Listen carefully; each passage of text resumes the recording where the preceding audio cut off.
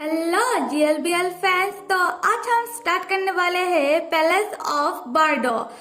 Start करने से पहले इस मांगा के बारे में मेरा कुछ प्रवचन सुन लीजिए। बेसिकली ये स्टोरी है रीबर्थ के बारे में, जहां हमारे दोनों हीरो एक बार तो जन्म लेते ही है, फिर से वो दोनों जन्म लेते हैं। जहाँ पर हमारे दोनों हीरो एक बार तो जन्म लेते ही है, जहाँ उनकी कहानी अधूरी रह जाती है और फिर से वो दोनों जन्म लेते हैं। ये देखने की बात है कि दोबारा जन्म लेने के बाद उन दोनों की स्टोरी क्या पूरा हो पाती है। और हमारा जो फर्स्ट हीरो है वो नेचर वाइज बड़ा ही क्रूर और सुपर साइको पर्सन है, और जो हमारा सेकंड हीरो है वो बड़ा ही समझदार और बहुत ही ज्यादा खूबसूरत, और उसे आजाद रहने में ही उसका विश्वास है। और बेसिकली इस स्टोरी पे हम ये देखेंगे कि एक हीरो जो लोगों को बंद करके रखता है और उसे जो पसंद आ जाता है उसे वो कैद करके रखता है, और एक जो आजादी में फ्रीली रहना पसंद करता है। जब वो दोनों मिलेंगे तब क्या होता है, यही हम स्टोरी पे देखेंगे। और एक बात, ये जो स्टोरी है ना वो कभी कभी पास्ट और प्रेजेंट में आता जाता रहता है। खैर कोई बात नहीं, मैं आपको बता दूंगी कि कब वो उस जन्म में जाते हैं और कब इस जन्म में आते हैं। और मेरे मित्रों, आप में से किस किस को लगता है कि 2 जन्म होता है, या फिर आप में से कौन कौन 2 जन्म पे विश्वास करते हो? जस्ट फॉर ए फन मैं ये पूछ रही हूँ, या फिर मेरी तरह सिर्फ टीवी देखने के बाद ही लगता है कि 2 जन्म होता है और रियलिटी में आने के बाद लगता है कि कुछ भी नहीं होता, कुछ भी नहीं, घंटा। तो मेरे को ये बात कमेंट बॉक्स पे जरूर बताना, ठीक है? और चलो स्टार्ट करते हैं पैलेस ऑफ बार्डो। तो हम फर्स्ट चैप्टर पे ये देखेंगे कि एक लड़का जो बहुत ही ज्यादा बुरा हालत में है, वो कुछ भारी सामान उठा कर जा रहा है और कुछ गार्ड उसे मार रहे हैं, पीट रहे हैं और बहुत ही अच्छा गाली दे रहे हैं और कह रहे हैं कि तुम अगर इतना स्लो चलोगे तो काम कैसे पूरा होगा, तुम थोड़ा फास्ट चलो। फिर वो लड़का जिसका आइस ब्लू कलर का है वो सोचने लगता है कि मैं तुमसे कभी भी नहीं मिलूंगा, और मिलूंगा भी तो मैं तुम्हें कभी भी याद नहीं रखना चाहता। फिर भी मैं क्या करूं, तुम्हारे कारण मैं तुम्हें भुला ही तो नहीं, इनफैक्ट मैं मेरे पिछले जन्म का कुछ भी नहीं भूला। ये मेरा रीबर्थ है। एक्चुअली में हुआ क्या था कि ये जो लड़का है इसे उसके बॉयफ्रेंड ने श्राप दिया था, मतलब कर्ज किया था कि तुम जो भी जन्म लोगे तुम किसी भी जन्म में मुझे भूल ही नहीं पाओगे।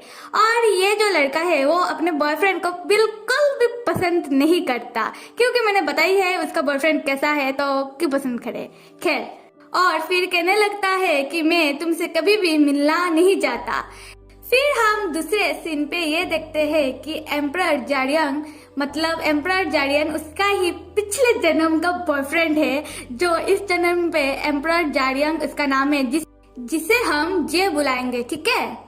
और ये जो जे है ना, यही है वो क्रूर सुपर साइको बॉयफ्रेंड जिसने उस ब्लू आंखें वालों को कर्ज किया था कि तुम जब भी मर के दोबारा जन्म लोगे तो तुम मुझे कभी भी भूल नहीं पाओगे।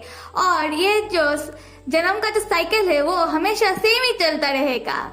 खैर, और जो ब्लू आंखों वाला है वही है जो फ्रीली रहने पे विश्वास करता है। ये जे महाशय पिछली रात को एक कोर्ट लेडी के साथ सोया था और सुबह उसने उसको बहुत ही ज्यादा बेरहमी से मार डाला। और ये सब हर एक रात को होता है, और ये बात महल से भी बाहर कहीं नहीं जाती। और तभी दिखाया गया है कि उसका जो अनुज है वो दौड़ के आ रहा है और कह रहा है कि योर हाइनेस, आप ये सब हमेशा क्यों करते रहते हो? हर एक रात कोई ना कोई कोर्ट लेडी का लाश मिलता ही है और उसको मुझे ही ठिकाना लगाना पड़ता है। क्या आप बीमार हो? तब वो जो हमारा जे है वो उसकी अनुज की तरफ देखता है और उसका अनुज कहने लगता है योर मैजेस्टी सॉरी। और तब हमारा जे कहने लगता है कि नहीं, मैं बीमार नहीं हूँ, मुझे भी नहीं मालूम जब मैं सोता हूँ तो मेरे साथ क्या हो जाता है, मैं ये सब जानबूझ के नहीं करता, पता नहीं ऐसा कैसे हो जाता है। और तुम तो ऐसे भी ये सब क्लियर करने में एक्सपर्ट हो, तो तुम इस लाश को ले जाके जानवर को खिला दो ना। और तब वो जो अनुज है वो कहने लगता है यस मैजिस्ट्रेट। और तब उसका अनुज मन में सोचता है कि उन कोर्ट लेडी लोग का जो पेरेंट्स है वो तो अपनी बेटी को कोर्ट लेडी बना के यहाँ बेचते हैं और हर एक रात को उनकी बेटी लोग कहाँ गायब हो जाती है विदाउट एनी स्ट्रेस। और ये सब तो सफाई मुझे ही देना पड़ता है उन लोगों को, और ये मेस भी जो हमारा मैजिस्ट्रेट करता है ये मुझे ही क्लियर करना पड़ता है डेली सुबह। और बाद में ये दिखाया जाता है कि एक गार्ड आके जे को इन्फॉर्म करता है कि महल पे कोई स्पाई शायद घुस आया है और हमने उसको पकड़ लिया और आप आके एक बार देखो। तब हमारा जो जे है वो तैयार बयार होके जाता है उस स्पाई को देखने के लिए। और फिर दूसरी तरफ ये दिखाया जाता है कि जे जाता है उस स्पाई को देखने के लिए और फिर वह एक सभा बैठता है और हमारा जे पूछने लगता है कि कौन है ये। और एक सज्जन लोग कहने लगते हैं कि इसका सरनेम जोक है और ये एक दूसरा कोई नौकर ने आइडेंटिफाई किया है। और तब जे कहने लगता है कि सरनेम जोक होने से क्या ये स्पाई हो जाएगा। और फिर ये सज्जन व्यक्ति कहने लगते हैं कि नहीं मैजिस्ट्रेट, ये जोक फैमिली का ही बड़ा लड़का है और हमारे यहाँ स्लेव बन के ऐसे स्पाई आया हुआ है। और जोक फैमिली एक्चुअली में 5 नोबेल फैमिली का हेड है और जोक फैमिली और हमारे जे के बीच में ज्यादा बनती नहीं है। और फिर हमारा ये ब्लू आंखों वाला लड़का मन में सोचने लगता है कि मैंने तो सोचा था कि मैं तुमसे कभी भी नहीं मिलूंगा और तुम्हारा जो ये वॉइस है मैं ये भूल नहीं पा रहा हूँ, क्या ये तुम ही हो। और फिर वो सज्जन व्यक्ति हमारे जैसे कहने लगता है कि ऐसे भी ये इतना बड़ा घर का लड़का है और आपको क्या लगता है कि ये ऐसे स्लेव यहाँ आया होगा। और मुझे तो लगता है कि ये स्पाई है और कोई रीजन मुझे नजर नहीं आ रहा। और फिर जे पूछने लगता है कि ये लड़के तुम क्या स्पाई हो।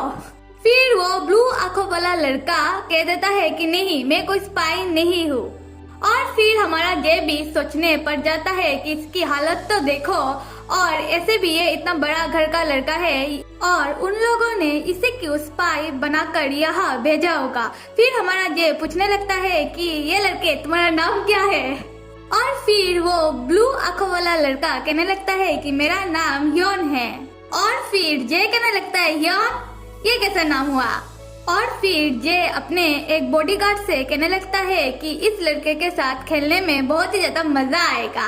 और फिर उसका बॉडीगार्ड कहने लगता है कि योर हाईनेस आप मुझे ऑर्डर दीजिए और मैं इस लड़के को काट डालूंगा। और फिर हमारा जे कहने लगता है हाँ क्यों नहीं, एक काम करो पहले तो इसका उंगलियां काट डालो। और ऐसा लग रहा है कि इस लड़के को पता नहीं कि कैसे हाईनेस के सामने बिहेव किया जाए। सो स्टार्ट करो इसकी उंगलियों से।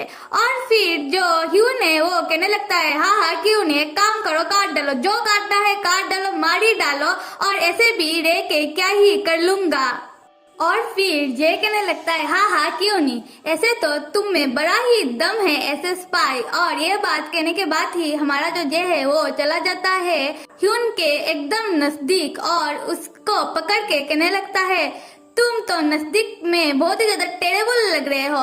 और फिर थोड़ी देर घूरने के बाद कहने लगता है वाओ तुम्हारा आइस। और ये कहते ही हमारा जो ह्यून है वो झटक देता है जे का हाथ और कहने लगता है डोंट टच मी। और ये सुनने के बाद ही जो जे का अनुज है वो कहने लगता है इस लड़के को मार डालो अभी के अभी। और इस लड़के का इतना हिम्मत कि ये योर हाइनेस को ये सब कहेगा। और फिर हमारा जो जे है वो कहने लगता है कि तुम्हें मरने से डर नहीं लगता और मैंने तुम्हें टच कर दिया और तुम लड़कियों की तरह कहने लग गए होगी don't touch me, it's interesting. एक काम करते हैं हम सब कि हमारा मारदार का मेथड थोड़ा चेंज करते हैं और एक काम करो उसके गार्ड को कहने लगता है कि इस लड़के के सारे कपड़े उतार दो।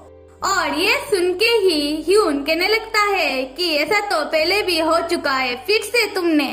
खैर आज के लिए इतना ही मित्रों, मैंने तो सिर्फ फर्स्ट चैप्टर को आपके साथ शेयर किया है और जरूर बताना कि ये स्टोरी कैसा लगा और क्या मैं इस स्टोरी को कंटिन्यू करूं। और अगर मैं स्टोरी को कंटिन्यू करूंगी तो और एक साथ मैं बहुत सारे चैप्टर की रिव्यू दे दूंगी। सो क्या आपको नेक्स्ट पार्ट चाहिए? और मुझे पता है कि आज का वीडियो थोड़ा ज्यादा ही छोटा हो गया है क्योंकि ये तो सिर्फ फर्स्ट चैप्टर है। सो मुझे जरूर बताना और आप सब लाइक, सब्सक्राइब और कमेंट करना तो बिल्कुल भी मत भूलिएगा। Till then bye.